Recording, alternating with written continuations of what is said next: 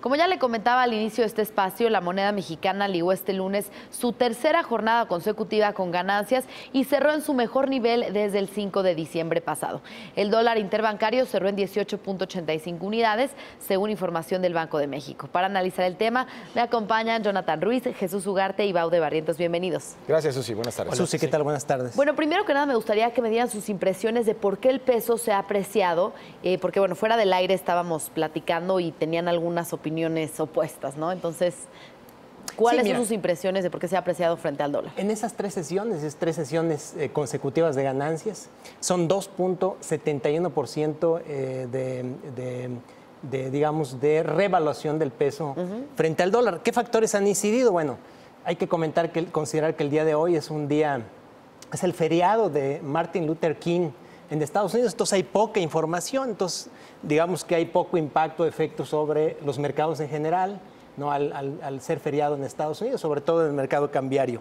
Otro factor también que hay que considerar es, desde hace algunos días el dólar ha perdido valor frente a varias divisas internacionales, y bueno, tiene que ver con la expectativa de alza en tasas por parte de algunos bancos centrales de Europa.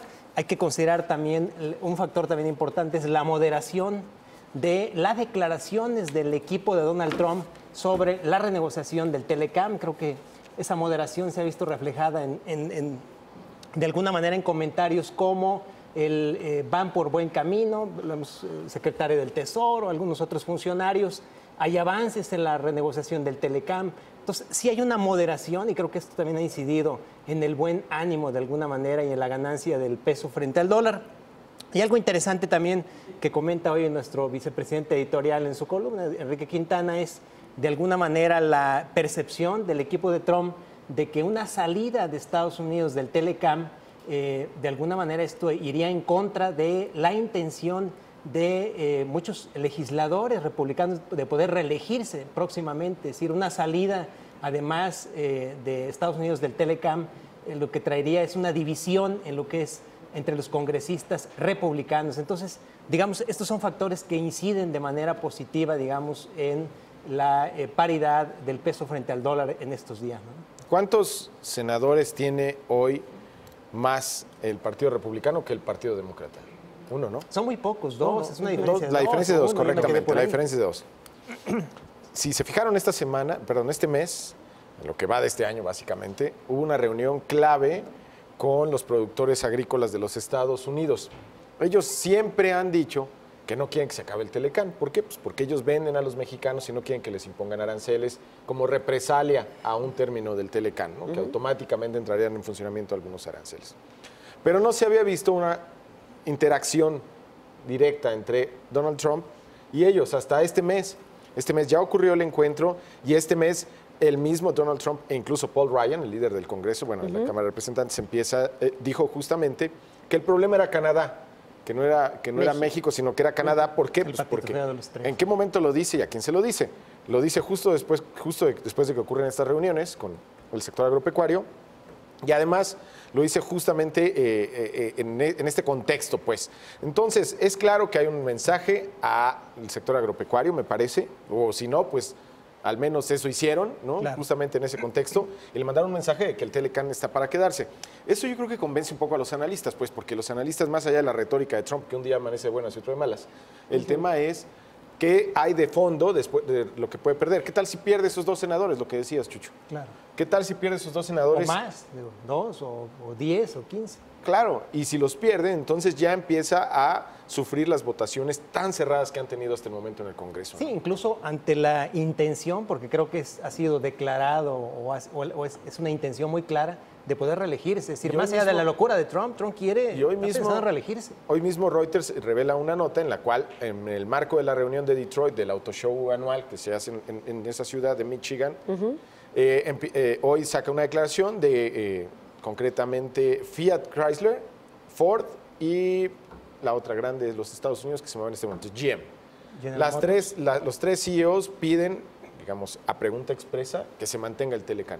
Entonces, cuando tú tienes a los automotores y tienes al sector agropecuario, que son tan fuertes en los Estados Unidos, pidiendo que esto se mantenga, obviamente empiezan a subirle el costo a Trump de una decisión visceral, ¿no? Definitivamente. Es como comenta Jesús, Susi, hay un gran desencanto, ¿no?, acerca del dólar de Estados Unidos a nivel mundial. Este es producto de la reforma fiscal. O sea, la reforma fiscal fuera de Estados Unidos he visto como muy mala, ¿no?, incompleta, porque de todas formas le va a pegar a todo el mundo, ¿no?, incluyendo a México.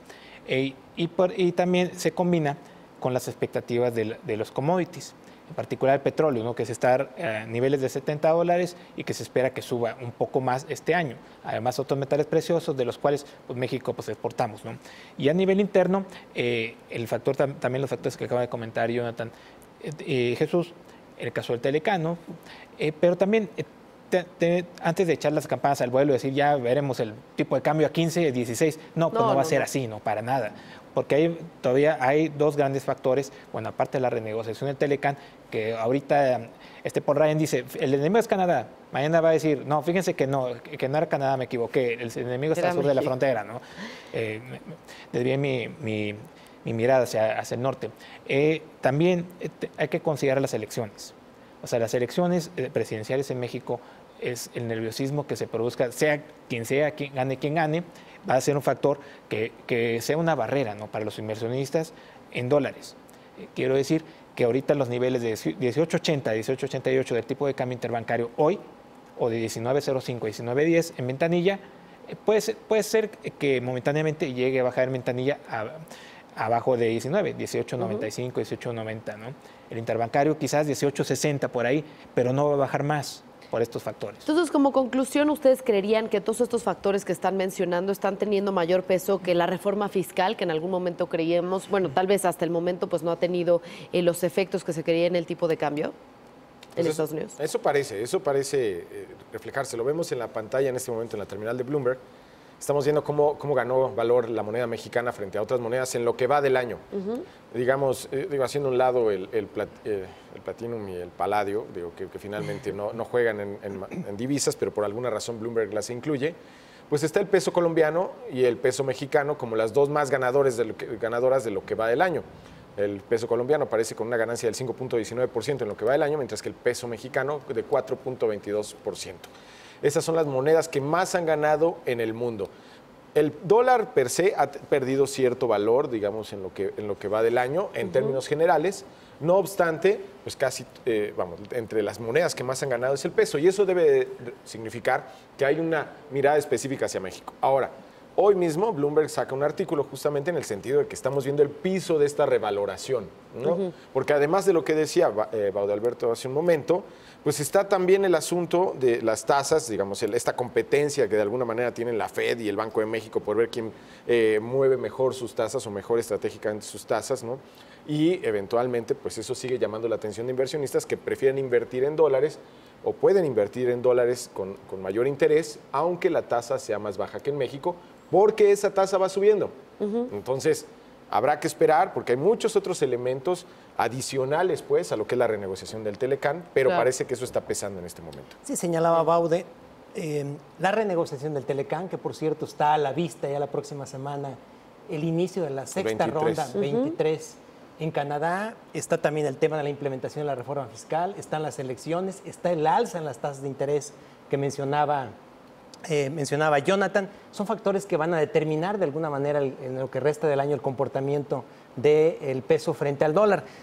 Lo que sí en lo que resta de esta semana sí se ve antes o previo al inicio de la sexta ronda, se ve un dólar por debajo, por lo menos es lo que esperan los estrategas del mercado de divisas, un dólar moviéndose en un rango de 18.70 a 18.90, digamos, abajo de los 19 dólares, ¿no? Habrá que ver, decía Jonathan, un día amanece de una manera Trump, al otro día piensa lo contrario, entonces habrá que ver. Lo que dijo Slim, Trump es negotiator, ¿no? Es un negociador, no es Terminator. Ojalá, ya ves que le quieren aplicar la quinta enmienda para declararlo loco en Estados Unidos. No estoy apoyando la declaración de Slim, simplemente la estoy trayendo a cuento porque eso fue lo que dijo. Sí, la negociación Esto es parte de su ADN, le gusta negociar duro y pues creo que va más por esa línea, ¿no? Conclusiones, Baude. En el caso de la reforma fiscal, Susi, pues es un peligro latente, pero hay que recordar que es algo a mediano plazo y las tasas efectivas con esto se igualan, ¿no? Es decir, nosotros no perdemos gran cosa, no perdemos competitividad porque también está la cuestión salarial, pero sí hay que tomar en cuenta que no veremos en niveles de tipo de cambio mucho más abajo que los actuales. Aunque el mercado se mueve antes, no hay que esperar la implementación y los efectos, el mercado se mueve antes pero de... lo vamos a ver dentro de un año o quizás 2 años. Lo de la Así reforma es. fiscal. Pues bien, sí, no podemos cantar victoria hoy que veamos al tipo de cambio a 18.80 pesos por dólar. Todavía hay muchos eventos importantes este año y lo estaremos platicando, por supuesto, aquí en Mesa Central.